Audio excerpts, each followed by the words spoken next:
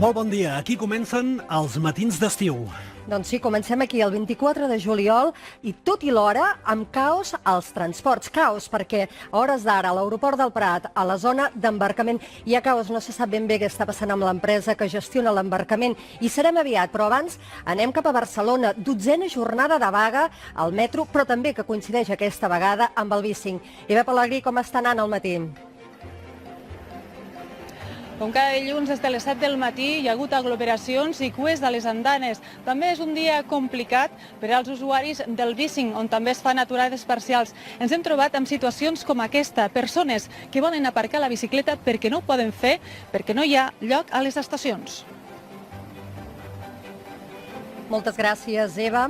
També tindrem en aquest plató d'aquí uns moments una de les persones clau en el referèndum de l'1 d'octubre si s'acaba celebrant, la consellera d'Ensenyament, la nova consellera, Clara Ponsatí, amb nosaltres i, per exemple, entre d'altres coses, li demanarem si ho té tot a punt per poder obrir, com sempre, els col·legis electorals. Però avui també tindrem temps per rememorar la Barcelona dels Jocs Olímpics. Tornarem 25 anys enrere per recordar quin ambient es vivia a la ciutat. Llavors ho farem a través d'una pel·lícula, amb el seu director, Román Parrado, i dos dels protagonistes. Tindrem temps per parlar d'una estrena de demà a la nit a TV3, Amics per sempre.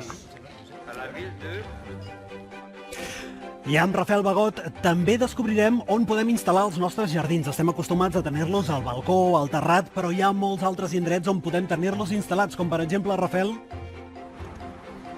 Doncs el sostre d'un autobús o d'una furgoneta, per exemple. I és que avui tenim en Marc Granyent, que ell és paisatgista artístic, que ens parlarà de moltes coses, entre d'altres, de com funcionen aquests jardins mòbils. Us ensenyem també amb imatges perquè us en feu una mica l'idea. Són jardins, per exemple, que circulen ja per alguns autobusos de diverses poblacions de Catalunya i cada cop més això que esteu veient ara ja, s'està exportant a diversos països. Ja ho veu, jardins de fet mòbils, al sostre d'alguns vehicles, que això, escampen la superfície verda. Interessant.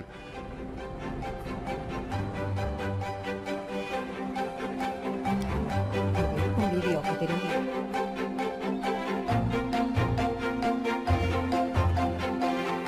Estem esperant en aquests moments que arribi la consellera, recordem, Clara Ponsatí, que va prendre possessió de la Conselleria d'Ensenyament en substitució de Meritxell Ruiz.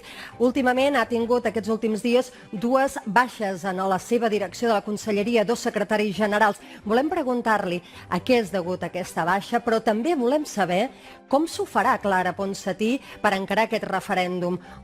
Clara Ponsatí prové de l'educació.